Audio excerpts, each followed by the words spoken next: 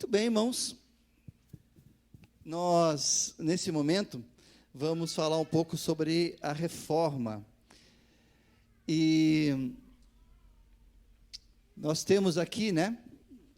Todo mundo sabe que são 506 anos que vai ser comemorado a reforma dia 31. E hoje a gente queria falar um pouco das coisas que levaram à reforma. Muitos pensam assim, né? Muitos pensam assim, a reforma foi lá, de repente deu uma louca em Lutero lá e ele decidiu fazer uma reforma. Mas eu quero mostrar para vocês nessa noite que a reforma é anterior a Lutero. Ela inicia bem antes de Lutero. Lutero não partiu assim de um momento de loucura e diz, vamos reformar a igreja. Não. Lutero, ele acompanhou algumas coisas que vieram acontecendo. E a reforma, apesar de ser religiosa, porque a igreja dominava tudo na época, mas a reforma não é uma questão só de religiosidade. E é isso que nós queremos mostrar para vocês nessa noite, sobre a pré-reforma protestante, antes da reforma, né? De 1100 a 1500. E aí vocês vão perceber que várias coisas levaram à reforma. Então, quais foram as causas que proporcionaram a reforma? Quais foram as causas que proporcionaram a reforma? Então, vou mostrar para vocês 10 motivos pelos quais surgiram a reforma. 10 motivos apenas, né? Em 20 minutos. Milagre. Mas vamos lá. Mudanças que favoreceram a reforma. A primeira mudança que levou à reforma, nós não vamos seguir a ordem cronológica, mas assim, primeira coisa que trouxe e começaram a pensar numa reforma é que no ano 229 houve a exclusão das Escrituras, em 1229. A igreja nessa época estava tão desviada da Bíblia que ela decidiu tirar a Bíblia do povo. E isso levou a alguns questionamentos. Por que que a igreja tirou as Escrituras e qual é a base da igreja agora? Né? Ou seja, qual é a base para julgar se a igreja está certa ou não? Se o ensino da igreja está certo ou não? Se não tem mais as Escrituras? E esses questionamentos levaram as pessoas a pensar que algo estava errado e algo precisava mudar. Outra coisa, crises internas da igreja medieval. Algumas crises, por exemplo, né? Houve na história 2 divisões da igreja medieval, ou seja, houve muito mais, mas eu quero só apresentar ali 2. Então, houve a primeira o grande cisma do Oriente em 1054, ou seja, 500 anos, né? Antes da reforma. A igreja romana, ela briga com a igreja ortodoxa, ela se divide formando 2 igrejas. Então a igreja já estava em crise nessa época. Houve uma divisão dentro da igreja, 2 igrejas, a romana e a igreja ortodoxa. E essa grande cisma, né, esse grande cisma, ele acontece por questão doutrinárias. Ou seja, a igreja ortodoxa e a igreja romana, ela não estava em acordo doutrinário. E por isso decidiram se romper, formando 2 igrejas católicas. O grande cisma também chamado ocidental, o primeiro foi oriental, ocidental em 1378 a 1417, houve uma crise interna, e nesse período, haviam somente três papas. Por quê? Porque aqui havia agora 2 igrejas. E agora haviam 2 papas, depois elegeram mais um. Então vamos falar um pouquinho desses 2 papados, né? Surgiu o papado de Roma e o papado em Avignão, em 1378 e 1445. Ou seja, as 2 igrejas agora divididas, cada um disse: nós vamos eleger o nosso papa. E aí, como esses 2 papas não contentaram nenhum outro, resolveram eleger um terceiro. Olha a crise que estava a igreja antes da reforma. Bom, aí começou a surgir dúvidas sobre o papado, surge uma proposta de um concílio representativo em 1409, em Pisa. Ou seja, amados, a igreja presbiteriana era reconhecida por ser uma igreja representativa, né? Uma igreja onde tem os presbíteros que representam a igreja. E isso só aconteceu em 1560 com John Knox. Mas em 1409, as pessoas já estavam buscando o quê? Um sistema presbiteriano de representatividade. E esse concílio, eles queriam discutir não mais uma igreja, né, liderada por homens, mas assim por representantes escolhidos pela igreja.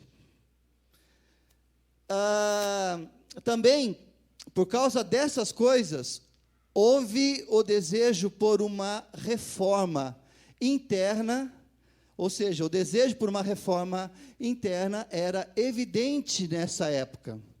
Bom, a terceira coisa que veio a favorecer a reforma, o poder absoluto do Papa. As pessoas começaram a questionar: o Papa mandava em tudo? E os reis começaram a dizer: peraí, mas nós somos nós que governamos, nós que dirigimos o país, mas nós não podemos fazer nada porque tem alguém superior a gente. E esse poder começou a ser questionado, né? O poder absoluto sobre todas as coisas. Então, isso não é de Lutero, isso vem antes. Outra coisa, a grande riqueza da igreja. A igreja, ela não pagava imposto, até hoje, né? Nenhuma igreja paga impostos. Mas a igreja cobrava impostos, e cobrava os dízimos. A igreja, então, se tornou muito rica, dona de muitas propriedades, e ela se tornou um órgão mais rico que havia na época, e por isso ela mantinha o poder. Isso também era questionado: por que o povo passava fome e a igreja era rica? Mudanças geográficas. Vocês vão perceber que nessa época que favoreceu a reforma, o mundo estava passando por uma mudança geográfica. Por exemplo, todo mundo estudou na escola, né? Sobre as navegações através de Portugal e Espanha. E nessas navegações, o Brasil foi descoberto em 1500, antes da reforma. E essas navegações, eles abriram, né, a visão das pessoas para novas culturas, novas religiões, novas riquezas, novas oportunidades, e tudo isso começou a mexer com a cabeça das pessoas, querendo uma mudança na igreja. Mas vamos lá. Sexta mudança, mudanças políticas. Estava acontecendo antes da reforma, e favoreceu a reforma, várias mudanças políticas, como a realeza descontente com a igreja. Então, os reis nessa época, eles estavam muito descontentes com a igreja. Por quê? Porque eles eram os governantes, mas eles não podiam governar, porque se eles pensassem diferente da igreja, a igreja excomungava. Então, houve um descontentamento. Mas também os estudiosos da época, os artistas, comerciantes, todos descontentes com a igreja. Havia uma população toda descontente com a igreja. E o problema, irmãos, que a maioria desses estudiosos, artistas, eram do clero, pertenciam à igreja. O desejo de separar a igreja do Estado era grande. A igreja tinha domínio sobre o Estado. Havia um grande desejo de fazer o seguinte: a igreja cuida da parte espiritual e o rei cuida da parte administrativa. Eles queriam dividir a igreja do Estado. Ponto forte da reforma, de Lutero, de Calvino. Mas não foi obra deles. Já era desse tempo. O surgimento de novas nações-estados com a navegação, né? Surgiu novas nações-estado, como a Inglaterra, França, Espanha, Portugal, e todos essas nações, né? Nações-estados estavam em pleno desenvolvimento nessa época. Elas foram descobertas com a navegação. Aliás, foram descobertas e depois do seu crescimento veio a navegação. Bom, amados, mudanças econômicas. O mundo estava sofrendo uma grande mudança econômica. E quais eram essas mudanças econômicas? Com as navegações surge a necessidade de um livre comércio. E se nas navegações eles estavam conquistando, né, vários lugares e trazendo riquezas e culturas diferentes, então surge a necessidade de um livre comércio. E o que começa a acontecer naquela época? O fim do feudalismo, o desenvolvimento do capitalismo e a crescente urbanização. Ou seja, as pessoas agora não dependiam mais das grandes proprietários, né, dos fazendeiros. Agora as cidades começam a surgir o comércio. Começa a aparecer as fábricas, as indústrias. E o povo que trabalhava pelos senhores feudais, eles começam a caminhar para as cidades, vão buscar emprego na cidade. Começa o capitalismo e acontece o grande êxodo rural. As pessoas saem das fazendas e vão na cidade à procura de empregos. Tudo isso é uma mudança econômica. Que mais? O pensamento católico, ele choca com o progresso, afirmando que as práticas comerciais não eram agradáveis a Deus. E aqui nós concordamos com a igreja, pelo menos eu concordo. Por quê? Porque a igreja começou a ir contra a exploração. Com as empresas, os grandes proprietários começaram o quê? Pagar pouco para os funcionários. Não dá benefícios. Começaram a surgir os agiotas. E aí a igreja diz: não, isso não é vontade de Deus. E ela está certa. Mas isso chocou com o crescimento da época. E esses grandes empresários agora, eles vão ser contra a igreja. Então eles vão desejar uma reforma, uma mudança na história. A grande força surge com a descoberta da imprensa por Gutenberg em 1440. Aliás, né, quem inventou a imprensa não foi Gutenberg, foi os chineses. Mas quem fez funcionar foi Gutenberg. E aí o que ele fez? Ele começou a publicar essas ideias, né? E quando surge a reforma, nós sabemos que foram através da imprensa que a ideia de Lutero começa, né, a se propagar. E inclusive foi ele que produziu a primeira Bíblia, né, para o alemão. Então a grande força aqui foi a imprensa, que estava divulgando todas essas ideias, né? E aí, irmãos, aí está a imprensa aí de Gutenberg. Mas aí, a oitava mudança é a mudança histórica. O que começa a acontecer agora no mundo? Surge o Renascimento. Esse é o período do Renascimento. Todo mundo já estudou na escola, né? Eu que fugi da escola, não estudei. Então, vamos lá. Aí começa a surgir o fim da Idade Média e o início da Idade Moderna. Ou seja, amados, o fim do domínio da igreja para o início de algo mais moderno. Esse período, que é chamado de fim da Idade Média, era chamado também de Era das Trevas. Por que Era das Trevas? Porque esse foi o pior período da história, onde houve muitas mortes, muitas doenças, a pobreza era grande, e as pessoas não podiam desenvolver pensamentos, ideias. As pessoas eram proibidas de pensar diferente da igreja.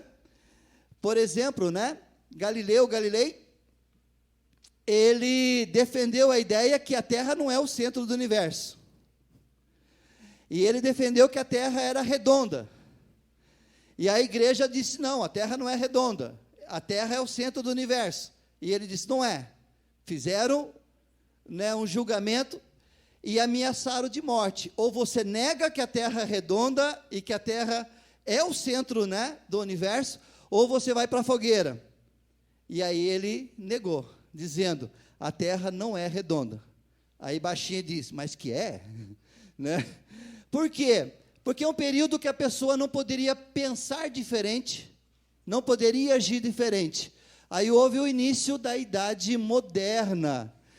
E aí surge o quê? O humanismo, iluminismo e o renascentismo. Não vai dar para a gente estudar cada um dessas, E aí, irmãos, as pessoas pensam, mas esse pessoal que surgiram aqui, eles eram contra a igreja? Não. Ele era contra Deus? Não. Ele era contra a religião? Não. Esse povo, principalmente o humanismo, não era contra a religião, mas contra o poder e a inflexibilidade da igreja. Esse povo não era contra Deus, mas ele era contra o domínio da igreja. Ele diz, algo precisa mudar. Muitos desses iluministas, renascentistas, humanistas, eram padres, eram monges, eram bispos, arcebispos, inclusive Lutero, ele era humanista.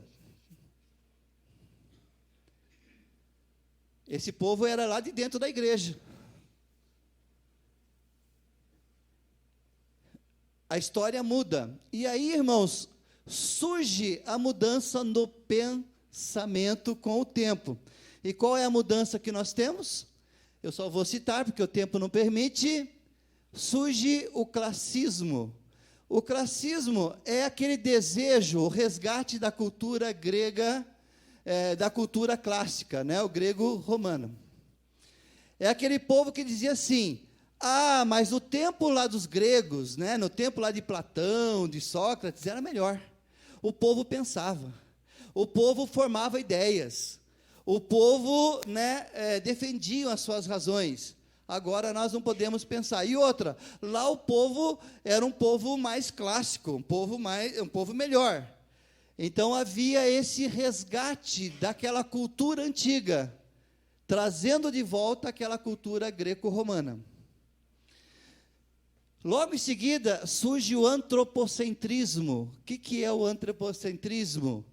É a ideia do homem do centro de tudo. A ideia é o seguinte: vamos tirar Deus do centro de tudo e o homem vai passar a ser o centro. Mas por que surge esse movimento? Porque esse movimento, eles dizem assim, olha, a igreja diz que tudo é Deus. Se você pergunta, por quê? Deus quis. Por que isso? Porque Deus quis. Tudo era Deus, tudo era Deus. E eles começaram a questionar, não, mas espera aí. E aí eles começaram a querer tirar Deus e colocar o homem do centro. Logo em seguida surge o racionalismo, a busca da compreensão das coisas por meio da razão e de uma explicação lógica. O racionalismo, eles estão questionando assim. A gente pergunta, por que isso é errado? Aí a resposta é, porque Deus quis. Nós não aceitamos essa ideia. Nós queremos uma resposta razoável. E surge então aquela luta da razão, da explicação por meio da razão e explicação lógica. Muitos livros foram escritos depois da Reforma, com o título Crer é também pensar, a razão e a fé, para mostrar que a fé, ela vem também acompanhada da razão. E aqui eles lutavam para isso. Bom, irmãos, individualismo, a ênfase no indivíduo e na sua potencialidade, e não mais em Deus. E aqui, até esse período, a pessoa que fazia um quadro, ele não assinava. Por que ele não assinava? Porque a igreja dizia assim, não, você não pode assinar, porque quem deu o dom para você pintar, foi Deus. E a pessoa, então, nessa época vai dizer, sim. Então, antes eu não assinava, porque quem deu o dom para me pintar, foi Deus. Só que tem uma coisa, Deus me deu o dom, mas eu entrei numa escola, eu paguei o meu curso, paguei minha faculdade, eu me aperfeiçoei, eu descobri uma linha que eu queria, eu me preparei e pintei o quadro. Então eu tenho direito de assinar também. Essa é a ênfase do individualismo. Naturalismo, né? A ênfase das características naturais. Aqui, amados, começa aquela luta, né, para as coisas mais naturais. Inclusive as pinturas começam a aparecer os corpos nus, né? Bem natural mesmo. E o hedonismo, que é a ênfase nos sentidos e a busca do prazer carnal. Agora as pessoas pensam assim, o importante é ser feliz. O importante é buscar a mordomia, é o prazer. É prazer nas coisas, é desfrutar das prerrogativas que o mundo nos oferece. E a gente vê hoje, né? Por causa dessa visão, muitos de nós somos hedonistas. E nós não pregamos o evangelho por causa disso. Última coisa, otimismo, a negação do passado e ênfase no presente. Aquelas pessoas que dizem, não, o passado passou, né? O passado mais próximo passou, acabou, melhor agora é o presente. O presente é sempre melhor. E com isso, todas essas ideias, todas essas mudanças favoreceram a reforma em 1017. Irmãos, eu volto a dizer, a reforma, ela não era apenas algo religioso. A reforma, ela não acontece de um dia para o outro. A reforma é um movimento que vinha de pessoas descontentes, desejando uma grande mudança. Quantas coisas favoreceram a reforma? Política, situação, né, mudanças de pensamentos e tudo mais. Agora, amados, eu quero falar sobre o período da pré-reforma. Todos esses contextos levaram à pré-reforma. E deixa eu só controlar meu tempo aqui. Senão eu vou ser multado hoje. Muitos críticos descontentes com a igreja começaram a cobrar uma mudança interna. As pessoas não aguentavam mais como aquela situação. Então eles começaram a criticar e pedir uma mudança interna, né? E aqui está né, a 10ª exigência aí, né? a 10ª coisa que eu falei que ia falar hoje. A exigência dos críticos. E uma delas surge várias pessoas que desejavam uma volta para as Escrituras e as práticas do Novo Testamento. Pessoas diziam assim, não, mas a Bíblia, foi tirada a Bíblia, a igreja distanciou das Escrituras, mas essas pessoas, elas desejavam uma volta às Escrituras e às práticas do Novo Testamento, ou seja, aquela vida cristã que Paulo pregou, que Jesus pregou, Jesus ensinou. Essas pessoas desejavam isso. E aí, então, vai surgir vários pré-reformadores. Na Inglaterra, John Wycliffe e os Lollardos. Na Boêmia, John Hus e os Hussitas. Na Itália, Arnaldo de Brescia, Savonarola e os Valdenses, aonde a gente vai ver hoje. Na França, os Albigenses. Todos esses eram pessoas de dentro da igreja que desejavam uma mudança, uma volta às Escrituras e à prática do Novo Testamento. Mas hoje, amados, eu quero falar de Pedro Valdo, talvez um dos pioneiros. Olha a data, 1140 a 1217. Pedro Valdo e os valdenses. Ou seja, muitos anos antes da reforma, né? Esses homens lutavam por uma reforma. Pedro Valdo, nós temos aí, né, os valdenses e a figura aí, né, dos valdenses, né? A comunidade aí de Pedro Valdo. Pedro Valdo, como pessoa, ele era francês da cidade de Lyons. Ele era rico comerciante de roupas, guardem isso. Eu vou enfatizar a ideia, ele era bem de vida. Ele era um cara cheio de grana, ele era um cara cheio de dinheiro.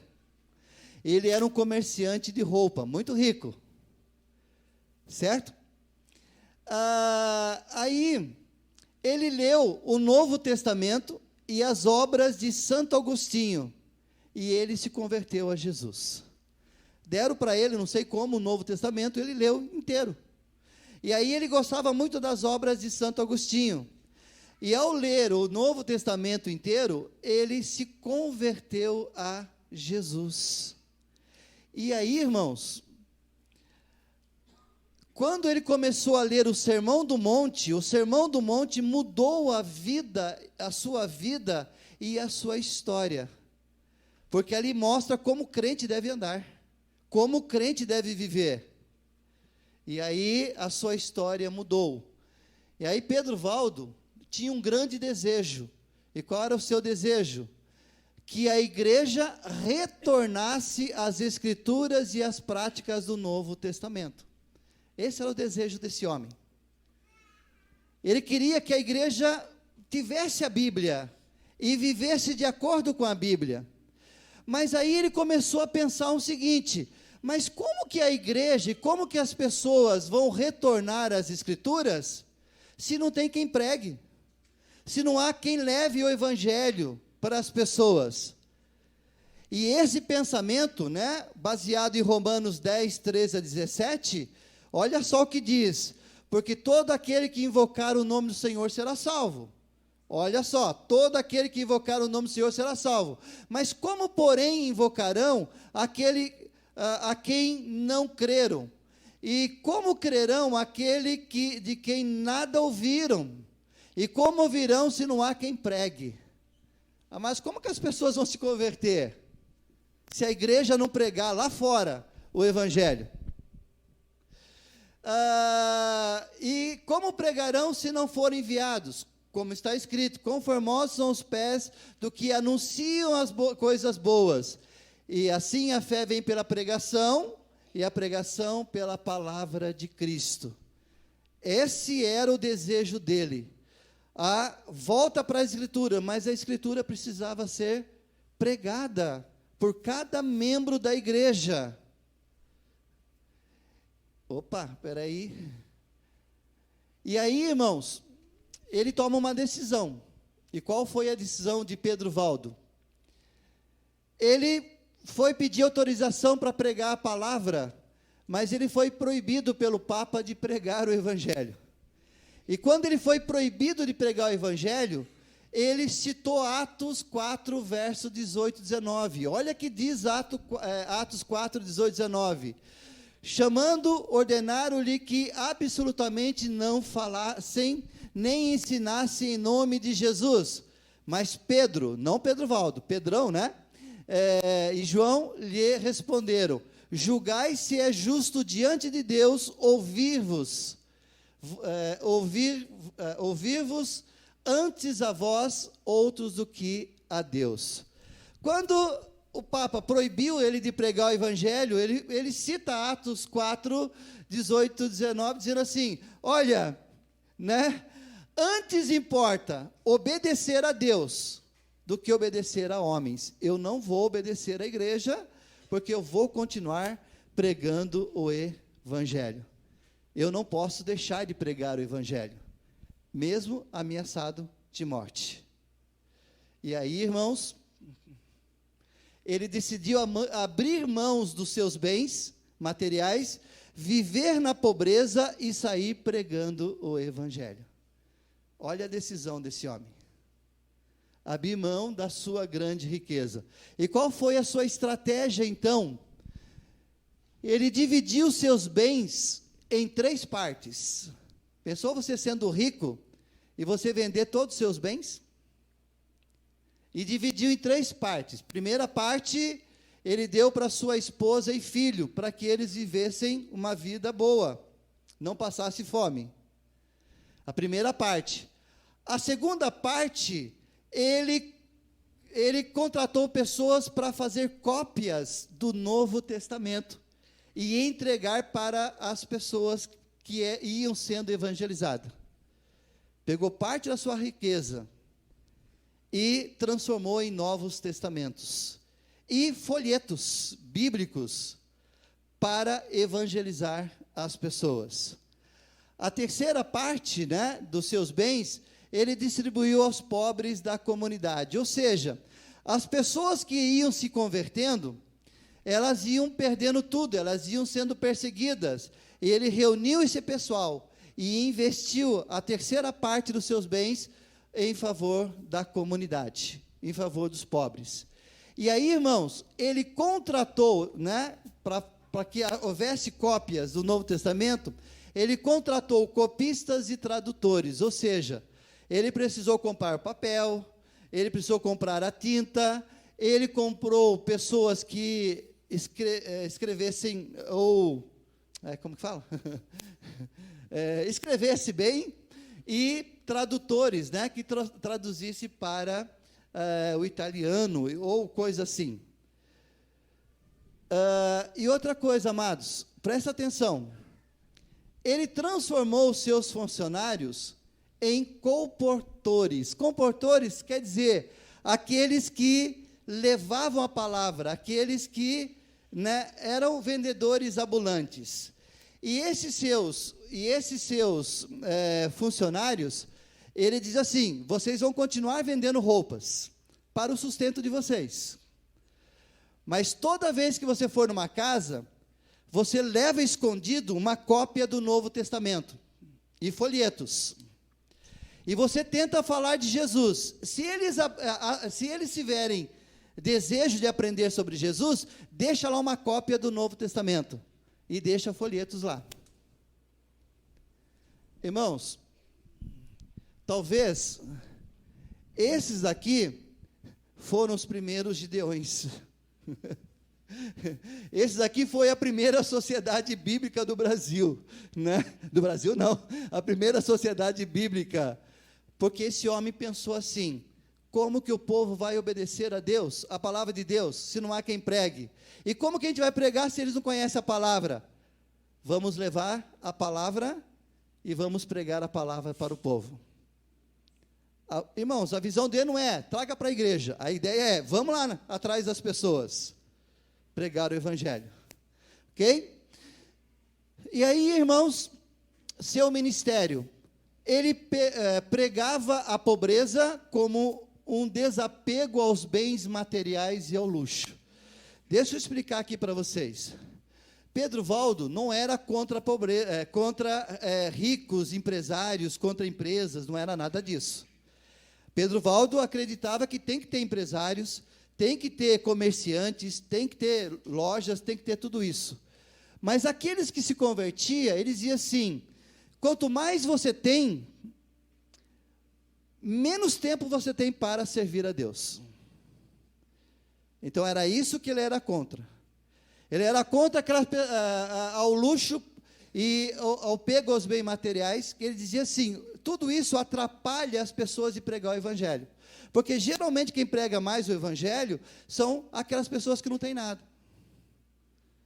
Quanto mais as pessoas têm, mais as pessoas estão envolvidas com o seu comércio e as pessoas não têm tempo para pregar o evangelho. Eu vou fazer uma pergunta para vocês, há exceções, mas não é isso que acontece hoje, irmãos? Você trabalha o dia todo, quer chegar em casa e assistir uma televisão. Pedro Valdo falou assim: vamos desfazer. O grupo dele era: vamos viver na pobreza. Vamos fazer uma comunidade. E vamos todos pregar o evangelho. Outra coisa, defendia o sacerdócio leigo, o sacerdócio de todos os convertidos. Se você perguntasse para o Pedro Valdo hoje: Pedro Valdo, o que você acha da igreja hoje, aonde tem 2, 3 líderes da igreja que sai, prega o evangelho, que vai, e os restantes vêm para assistir? Ele dizia: isso é do diabo, isso é do capeta, porque cada crente foi chamado para ser um pregador da palavra. Cada pessoa recebeu Jesus, tem que levar Jesus. Cada pessoa que lê a Bíblia, tem que levar a Bíblia. Pedro Valdo dizia: aqueles que não pregam o evangelho é preguiçoso, e os preguiçosos não vão entrar no céu. Então ele pregava assim, que todos os membros da sua igreja tinha que sair pregar o evangelho de casa em casa, de 2 em 2. Todos os membros da igreja, ele dizia: pega você e fulano e vão lá nesse bairro, vão evangelizar lá. E todos iam, senão não era membro da sua comunidade. Porque crente que não pregava o evangelho, não saía pregar o evangelho, não era crente, não era convertido. Essa é a visão de Pedro Valdo, tá? A Bíblia como única regra de fé e prática. Irmãos, isso veio surgir com Lutero, depois com os reformadores, não melhor, e essa é uma regra da igreja presbiteriana hoje. As escrituras é a única regra de fé e prática. Mas quem pregava isso era Pedro Valdo. Em 1140, ele pregava isso. Outra coisa, sua mensagem, ela era cristocêntrica, e ele pregou contra a doutrina do purgatório, dizendo o seguinte: você tem que aceitar Jesus aqui em terra, morreu, acabou. Se você deixou com a esperança que existe um lugar para purgar os seus pecados, está perdido. Outra coisa, pregou contra a depravação do clero, poder papal e as riquezas da igreja. Pregou a confissão somente a Deus e não aos homens. Aqui, amados, confessar os seus pecados somente a Deus e não aos homens. Ele era contra o jejum e as obras meritórias. Tem muita gente que pensa hoje assim: eu estou precisando de emprego, vou jejuar. Vou jejuar para quê? Para conseguir o emprego. Jejum meritório. Se eu fizer boas obras, Deus vai me abençoar. Obras meritórias. Ele pregava contra isso. Ele disse que a salvação era somente pela graça no Senhor Jesus. Nós somos imerecedores de qualquer méritos, né? E fugir de toda aparência do mal. Tudo aquilo, amados, que a Bíblia fala, não faça, ele diz, foge disso. Não tenta dar desculpa, não. Se a Bíblia fala, faça, ide por todo mundo e pregue o evangelho, pregue o evangelho. Não inventa desculpa. Foge de tudo aquilo que é aparência do mal. E aí, nós temos a sua influência para terminar. Esse homem, Pedro Valdo, ele ganhou muitas vidas para Jesus. Ganhou muitas vidas para Jesus. Esse homem, ele formou uma comunidade chamada de valdenses. Esses valdenses foram perseguidos, eles espalharam para o mundo inteiro. Esses valdenses, na descoberta do Brasil, quando veio a reforma, muitos valdenses vieram ao Brasil, eles estavam aqui no Brasil. Hoje não se fala mais dele, mas eles chegaram a evangelizar o Brasil. Influenciou, através de sua evangelização, vários outros pré-reformadores, como, deixa eu terminar, nós temos aqui John Hus, John Wycliffe. Vou colocar dois pensamentos desse reformador, porque o tempo não permite. Olha que esse reformador, só o ano dele, 1324 a 1384, ele disse assim: enquanto eu tiver fôlego, enquanto eu tiver vida, falarei e defenderei a palavra de Deus. Estou disposto a defender o que acredito, mesmo que custe a minha própria vida. Amados, você defende a sua fé? O evangelho sozinho é suficiente para governar a vida dos cristãos em todos os lugares. Quaisquer regras adicionais feitas para governar a conduta humana, nada acrescentam à perfeição já encontrada no evangelho de Jesus Cristo. Aqui está um dos princípios da sola escritura, ou sola escrituras. Amado, segundo o reformador que eu queria colocar, 1369 e 1415, era da Boêmia, e Pedro Valdo, ele fugiu para a Boêmia, e lá na Boêmia, ele evangelizou muitas pessoas, que influenciou John Hus. Olha que esse homem pregava, olha as frases desse homem: ficarei em silêncio? Deus não permita. Ai de mim, se me calar. É melhor morrer do que me opor diante desta impiedade. O que me faria participar da culpa e do inferno? Sabe o que esse homem está dizendo? O dia que eu parar de pregar, eu deveria ir para o inferno. Eu não posso parar de falar de Jesus para as pessoas.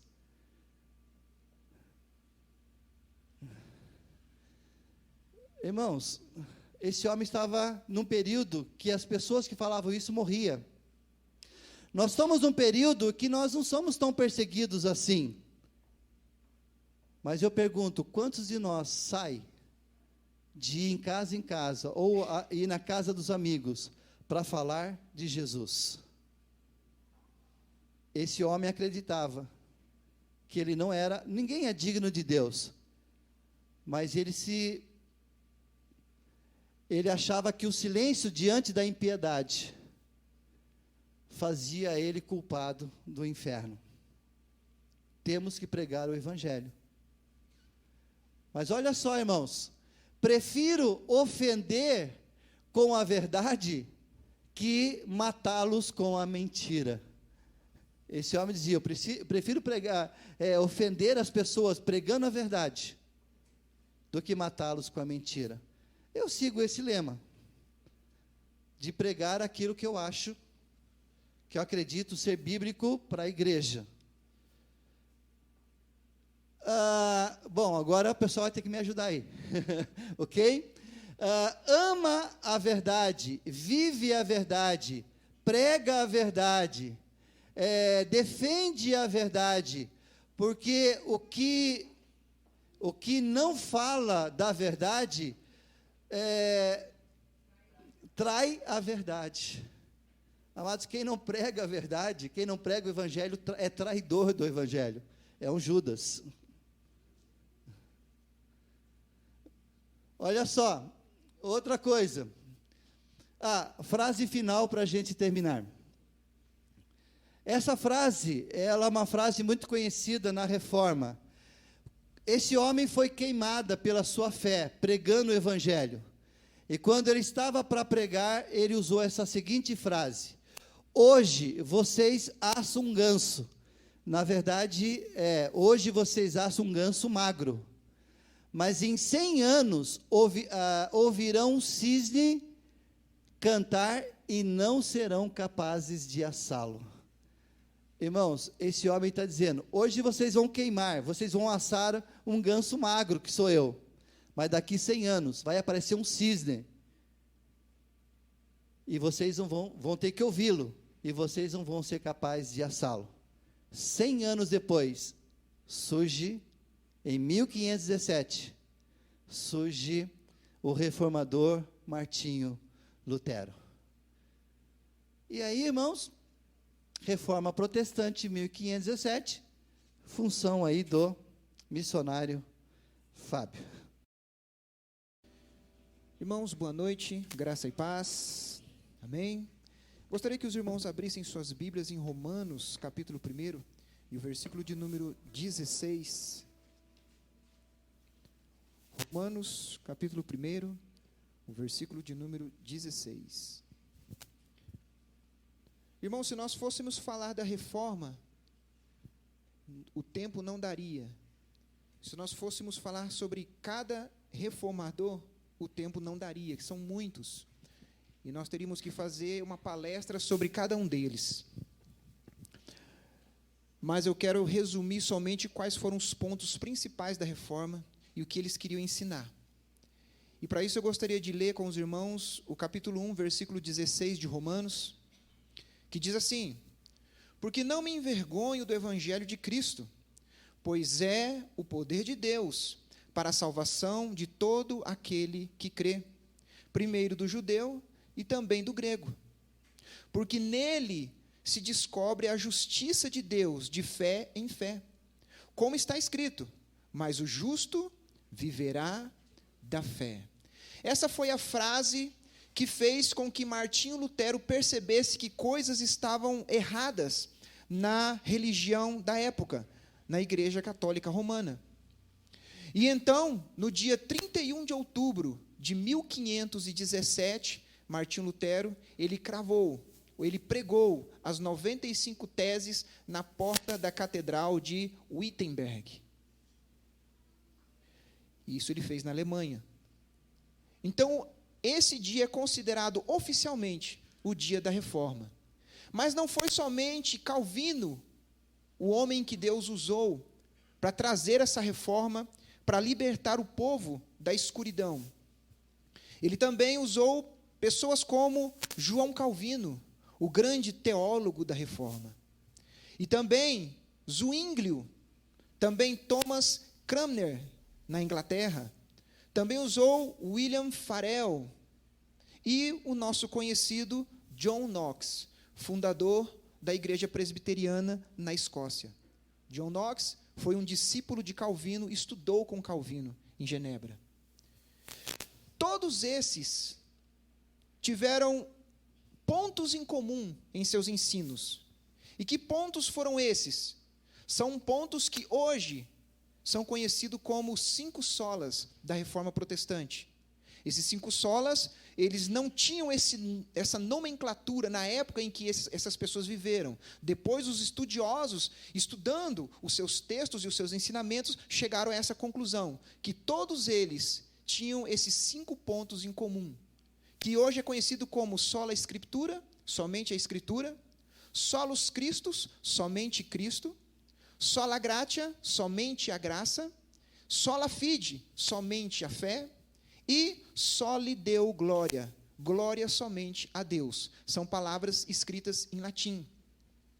Mas, irmãos, o tempo se passou, e atualmente nós vivemos um problema com esses 5 solas. Porque muitas denominações parecem que se esqueceram da Reforma Protestante e não defendem mais, pelo menos na prática, esses 5 solas.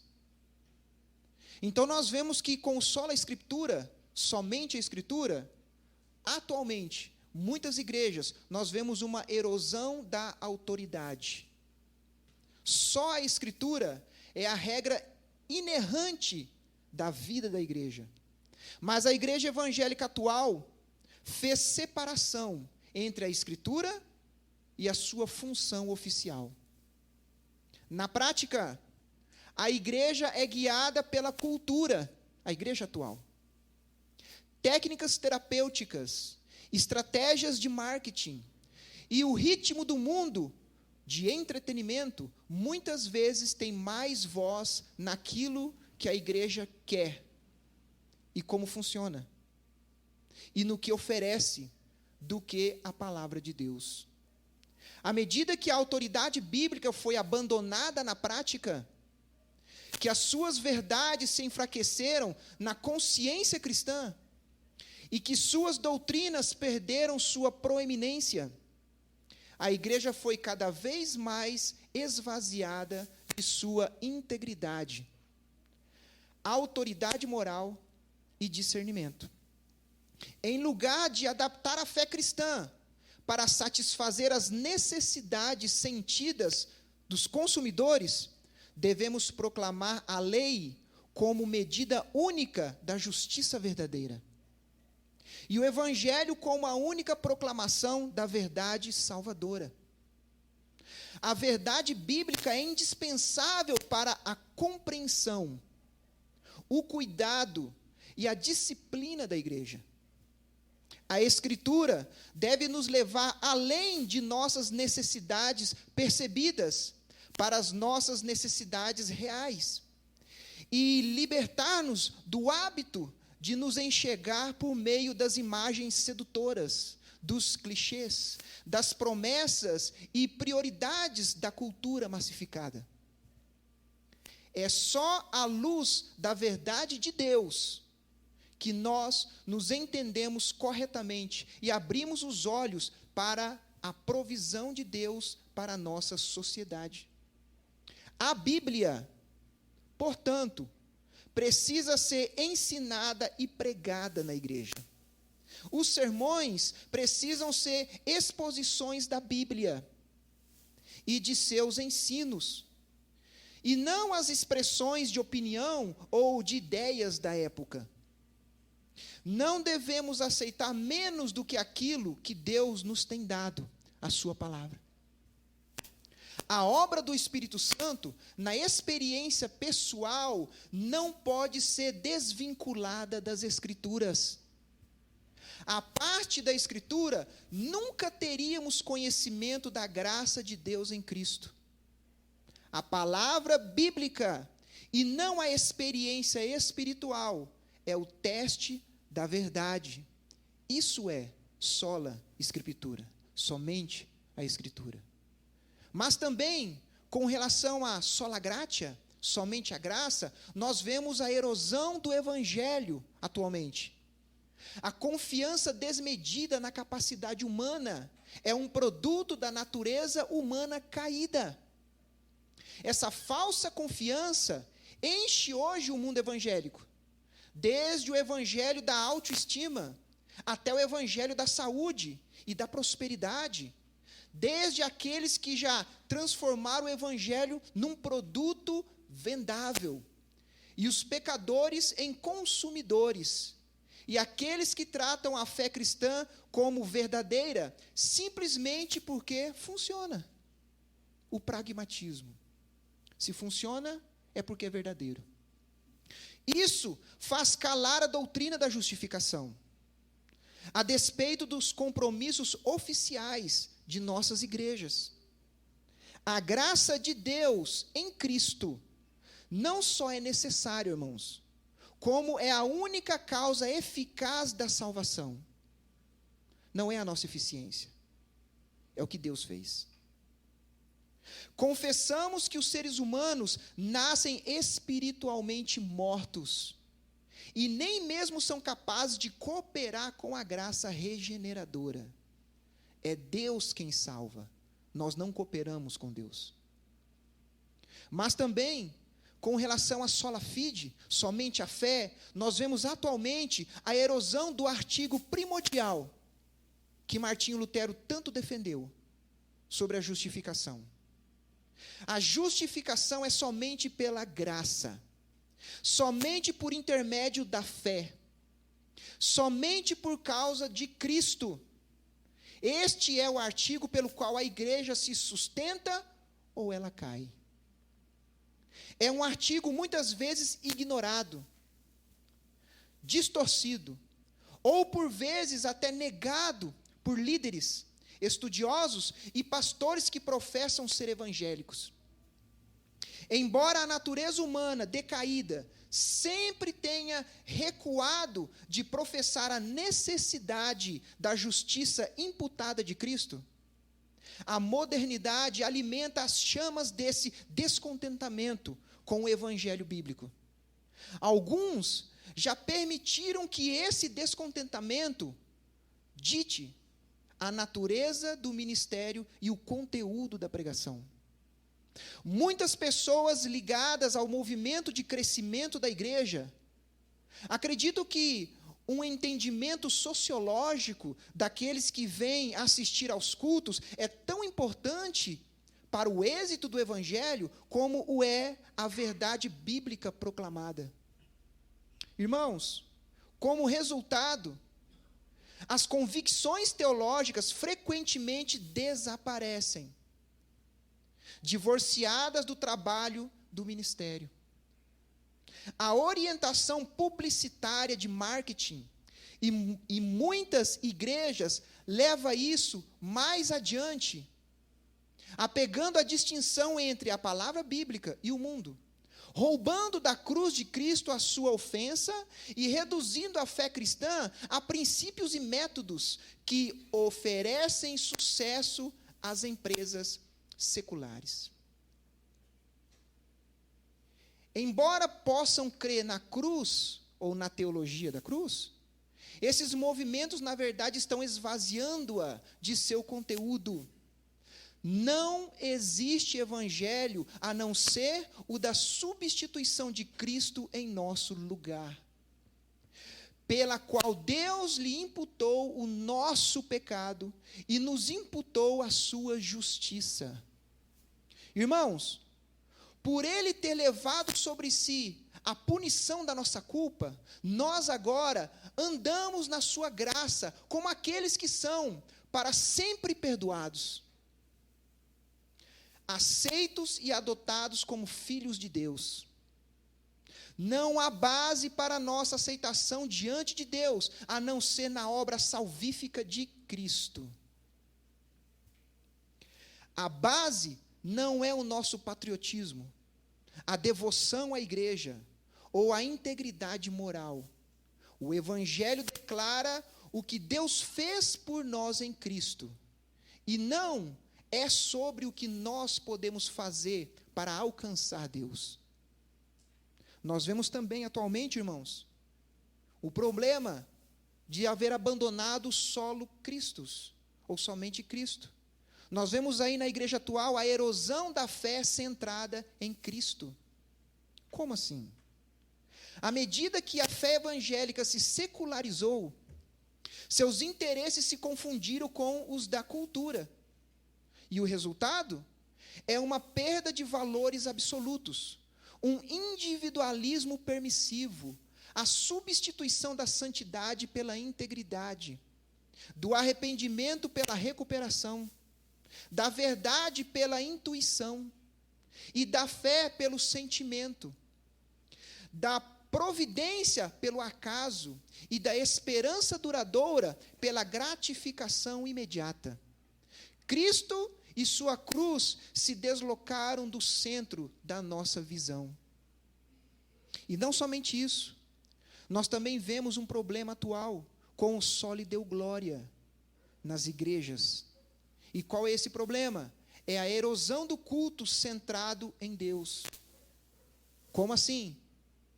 Onde quer que na igreja se tenha perdido a autoridade da Bíblia, onde Cristo tenha sido colocado de lado, o evangelho tenha sido distorcido ou a fé pervertida, sempre foi por uma mesma razão.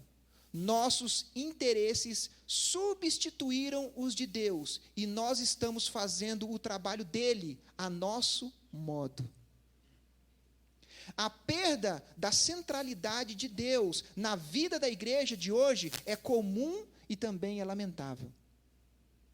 É essa perda que nos permite transformar o culto em entretenimento, a pregação do evangelho em marketing, e crer em técnica, o ser bom em sentir-nos bem, e a fidelidade em ser bem-sucedido. Como resultado, Deus, Cristo e a Bíblia vêm significando muito pouco para nós e têm um peso irrelevante sobre nós.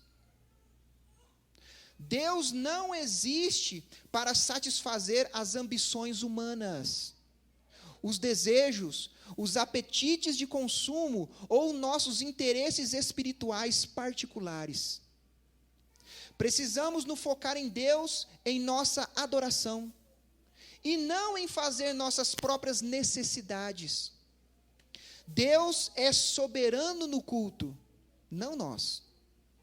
Nossa preocupação precisa estar no reino de Deus, e não em nosso próprio império, popularidade ou êxito. Concluindo, irmãos, ao declarar sola Escritura, nós afirmamos que não aceitamos outro evangelho e que somente a palavra de Deus será nossa regra de fé e conduta. Isso é sola Escritura. Também, irmãos, ao expressar solos Christus, nós afirmamos que Cristo é o único caminho para o Pai e recusamos dar honra ou dirigir a nossa adoração a outros mediadores ou mediadoras. Ao dizer sola gratia, ou somente a graça, nós reconhecemos que as nossas obras ou esforços não podem nos salvar, que tudo é pela sua preciosa graça e que não temos nada do que nos orgulhar. Também, ao pronunciar sola fide, ou somente a fé, nós testificamos que só podemos ser salvos se confiarmos pela fé na obra perfeita de Jesus Cristo. Por fim, ao declarar só lhe deu glória ou somente glória a Deus, renunciamos à vanglória. Recusamos adorar o homem e afirmamos que o propósito de nossas vidas é glorificar o Deus triuno. Irmãos, essas frases representam o cerne da reforma e resumem verdades inegociáveis do Evangelho. A força de uma igreja depende das verdades que a sustentam e, portanto, cada igreja bíblica precisa não apenas abraçar esses princípios, mas também proclamá-los de uma forma que garanta que sejam transmitidos à próxima geração. Isso nós defendemos. Por isso, nós devemos entregar a nossa vida por essas verdades. A reforma não negociou isso.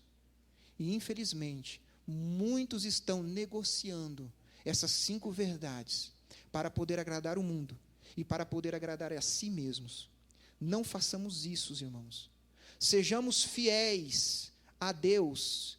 Sejamos, irmãos, fiéis à reforma protestante. Honremos a Lutero, a Calvino e a todos os outros reformadores e a todos os discípulos que entregaram a sua vida por essas verdades.